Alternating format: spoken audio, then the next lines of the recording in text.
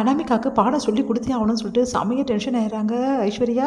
அந்த அனாமிகாவோட சும்மாவே விடமாட்டேன் மகா, எப்படியாவது அவளை என்ன பண்ணுறப்பாரு அப்படின்னு. அக்கா, இந்த டைமில் நம்ம வந்து காரியத்தில் தான் கண்ணாக இருக்கணும். அவளை இப்போ நம்ம போய் கேள்வி கேட்டாலும் பிரச்சனை பண்ணாலும் அவள் என்ன பண்ணுவா தெரியுமா, மேலும் மேலும் வந்து பிரச்சனை கொடுத்துக்கிட்டே இருப்பா. கண்டிப்பாக கேஸை வாபஸ் வாங்க மாட்டா. இன்னைக்குள்ளே பிரபாவை நம்ம வெளியே எடுத்துகிட்டு வந்தே ஆகணும். அதுக்கு என்ன வழியோ அதை பார்க்கணும் அப்படின்னு. என்னடி சொல்கிற, அனாமிகா கிட்ட சண்டை போடக்கூடாதுன்ற, பிரச்சனை பண்ணக்கூடாதுன்ற, அப்புறம் எப்படி நீ வந்து அவளை வந்து நம்ம சம்மதிக்க வைக்க முடியும்? அதுக்கு என்கிட்டே ஒரு வழி இருக்குது கனிவா அப்படி சொல்லிட்டு வீட்டுக்கு கூட்டின்னு போகிறாங்க.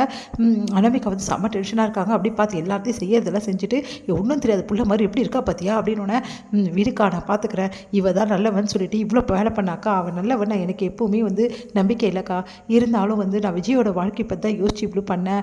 ஆனால் இவன் ரொம்ப ஓவராக இருக்கா அப்படின்னு. இப்போது புரியுது அவளை பற்றி உனக்கு அப்படின்றாங்க. சரிக்கா இரு, ஒரு ஐடியா பண்ணலாம் அப்படின்னு சொல்லிட்டு ஒரு ஐடியாவை சொல்கிறாங்க. இது ஒர்க் அவுட் ஆகும் மாடி, அதெல்லாம் ஒர்க் அவுட் ஆகும், நீ வா அப்படின்னு சொல்லிட்டு கூட்டிகிட்டு போகிறாங்க. இங்கே வந்து அனாமிகா வந்து பார்த்துட்டா, உங்கள் தங்கச்சி கம்பியை எண்ணிட்டு இருக்கிறத பார்த்துட்டு சந்தோஷமாக இருக்குது எனக்கு அப்படின்றாங்க. அதான் என்ன வச்சிட்டல, ஒரு சந்தோஷம் தானே. என் தங்கச்சி எப்போ நீ உள்ளே அமிச்சியோ அதுக்கப்புறமா எனக்கும் உனக்கும் எந்த சம்மந்தமும் கிடையாது.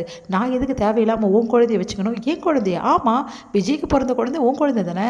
உன் குழந்தைக்க நான் எதுக்கு வச்சுக்கணும்? உன்கிட்டயே ஒப்படைக்கிறேன், இந்த உன் சொத்து அப்படி சொல்லிட்டு கொடுக்குறாங்க குழந்தைய. அதை பார்த்துட்டு அனாமிகா அதிர்ச்சி அடைகிறாங்க. ஏன் மகா இப்படி பண்ணுற? நீ தானே வந்து குழந்தைய வந்து தத்தெடுக்கிறேன்னு சொன்னேன். ஆமாம் சொன்னேன், உனக்கு நல்லது பண்ணணும்னு சொன்னேன். ஆனால் அதுக்கு பதில் நீ நல்லதாக பண்ண. என் குடும்பத்துக்கு வச்சு வச்சல, என் குடும்பத்தில் என் தங்கச்சியை கொண்டு போயிட்டு உள்ளே வச்சல, அதுக்கு நான் ஏன் உனக்கு உதவி பண்ணோம்? அதனால தான் அந்த உதவி பண்ண வேணான்னு யோசனை பண்ணிட்டேன். அப்போவே என் அக்கா சொன்னான், நான் என் அக்கா பேச்சு கேட்காம விட்டுட்டேன். அதுக்கு தான் உங்ககிட்ட நான் இவ்வளோ கஷ்டப்படுறேன். இங்கே பாரு, குழந்தைன்னா என்கிட்ட ஒப்படைக்க அப்படி தான் உன்கிட்ட தான் விடுவேன். ஏன்னா இது உன்னோட குழந்தை. விஜயோட குழந்தை உன் குழந்தை தானே, அதனால் நீ தான் பார்த்துக்கணும், புடி உன் குழந்தைய அப்படி சொல்லிட்டு போகிறாங்க. அதை பார்த்துட்டு செம்மையாக டென்ஷன் ஆகிறாங்க அனாமிகா.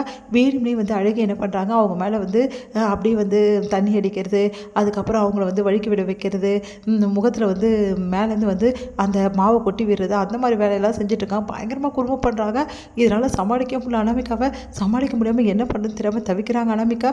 ஒரு கட்டத்தில் முடியாமல் வந்து ஐயோயோ இந்த பொண்ணை என்னால் பார்த்துக்க முடியாதுப்பா, எனக்கு நிம்மதி இல்லாமல் போகும், முதல்ல இதை மகா கிட்ட எப்படியாவது ஒப்படைச்சணும் அப்படின்னு சொல்லிட்டு நேராக வராங்க.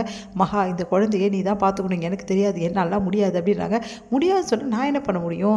இப்போ என்ன உனக்கு பிரச்சனை? கேஸை வாபஸ் வாங்கணும், அவ்வளோதானே, நான் வாபஸ் வாங்கிடுறேன். அதுக்காக இந்த குழந்தைய ஏன் தலையிலலாம் கட்டாத, தயவு செய்து கூட்டிகிட்டு போயிடு அப்படின்றாங்க. இந்த பார், நீ சொல்கிறத எப்படி நான் நம்ப முடியும்? நான் வாபஸ் வாங்குறேன்னு சொல்கிறேன்ல, ஆனால் இன்னொரு விஷயம், நான் வாபஸ் வாங்கணுன்னா மறுபடியும் இந்த குழந்தை எடுத்து என்கிட்ட விடக்கூடாது, அந்த குழந்தைய நீ தான் தத்தெடுக்கணும், புரியுதா அப்படின்னு. நான் பார்த்துக்கிறேன், முதல்ல வாபஸ் வாங்க அப்படின்னு கேஸை வாபஸ் வாங்குறாங்க. ஏன் அனாமிகா இப்படி பண்ண? அந்த குழந்தைக்காக நீங்கள் வச்சு பாருங்கள் ஒரு நாள், அப்போ தான் உங்களுக்கு என்னன்னு தெரியும் வழி. அந்த குழந்தையெல்லாம் என்னாலலாம் வச்சுக்க முடியாது அப்படின்றாங்க அனாமிகா. உடனே சித்ரா வந்துச்சா, ஒரு குழந்தைக்காக கேஸ் வாபஸ் வாங்கிட்டாலே பிரச்சனை பண்ணுவான், இன்னும் பெரிய பிரச்சனை ஆகும்னு நினச்சேனே அப்படின்னு சொல்லிட்டு டென்ஷன் ஆகிறாங்க. இங்கே வந்து பிரபா வந்து வெளியே வந்தோடனே பிரபா வந்து அப்படியே கட்டிட்டு அவங்க அம்மா வளராங்க. அப்போ பிரபா சாரி பிரபா அப்படின்னு சொல்லிட்டு சொல்ல வராரு.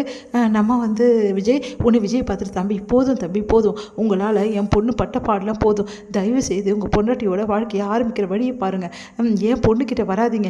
உங்கள் ஃப்ரெண்ட்ஷிப்பு என் பொண்ணுக்கு தேவையே இல்லை. என் பொண்ணுக்கு நல்லது நடக்க வேண்டியது இருக்குது. இப்போ தான் நிச்சயதார்த்தம் நடக்க போகுது. அந்த மாப்பிளக்காரங்க என்ன சொல்லுவாங்களோ ஏது சொல்லுவாங்களோ அதுவே நாங்கள் பயந்துட்டுருக்கோம். தயவு செய்து எங்களை விட்டுருக்க தம்பி, ப்ளீஸ் தம்பி, உங்களுக்கு கெஞ்சி கேட்குறேன் அப்படின்னு சொல்லிட்டு அங்கேருந்து வந்து கோடீஸ்வரி வந்து பிரபாவை அழைச்சிட்டு போகிறாங்க. அதை பார்த்துட்டு விஜய்க்கு ரொம்ப சங்கடமாக இருக்குது. இங்கே வந்து என்ன பண்ணுற, சூர்யா வந்து விஜயை சமாதானப்படுத்துகிறாரு. வேறு விஜய், உன் ஃப்ரெண்டு எங்கே இருந்தாலும் நல்லா இருக்கும்னு நினச்சிக்கோ அப்படின்னு சொல்லிட்டு வீட்டுக்கிட்டு கூட்டின்னு வராரு. இங்கே விஜய் வந்து செம்மையாக டென்ஷன் ஆகிறாரு. அனாமிகா வந்து நீ எல்லாம் ஒரு பொண்ணா இப்படி பண்ணிட்டியே, கட்டின புருஷனே இருந்து எடுத்துன்னு போயிட்டு ஸ்டேஷனில் வச்சுட்ட, ஒன்றை மாதிரி ஒரு பொண்ணு எனக்கு தேவையே கிடையாது, இதுக்கப்புறம் உனக்கு எடுக்க சம்மந்தமே கிடையாது அப்படின்றாரு. அதை கேட்டு வந்து இங்கே பாருங்கள், தேவையில்லாதெல்லாம் பண்ணாதீங்க, நீங்கள் பண்ண வேலைக்கு தான் ஸ்டேஷனில் வச்சு நான் என்ன பண்ணேன்? அவகிட்ட பேசுறது ஒரு குத்தமா? அதுக்காக என்ன வேணாலும் பண்ணுவியா? ஆமாம், எனக்கு பிடிக்கலன்னா நான் என்ன வேணாலும் பண்ணுவேன். அனாமிகா, நீ பண்ணது கொஞ்சம் கூட சரியில்லை, என் பிள்ளைய ஸ்டேஷனில் வச்சுட்டல, உன்னை நான் மன்னிக்கவே மாட்டேன் அப்படின்றாங்க காயத்ரி. உடனே வந்து அனாமிகா பார்த்து முறைக்கிறாங்க. நீங்கள் தலையில் தூக்கி வச்சு நீங்கள் இந்த மருமகன் இப்போ பார்த்தீங்களா அவளோட லட்சணம் என்னன்னு சொல்லிட்டு என்னையே ஸ்டேஷனில் எடுத்துமே வச்சுட்டா அப்படின்னு சொல்லிட்டு செம்மையாக டென்ஷனாக வந்து போகிறாரு. இங்கே வந்து அனாமிகா வந்து எப்படியாவது விஜயை சமாதானப்படுத்துறமேனு வந்து வராங்க. விஜய், என்ன விஜய் நீங்கள் எதுக்கு எடுத்தாலும் கோச்சிக்கிறீங்க, நான் ஏதோ புத்தி கெடுத்தனமாக பண்ணிட்டேன், என்னை மன்னிச்சிடுங்க விஜய் அப்படின்றாங்க.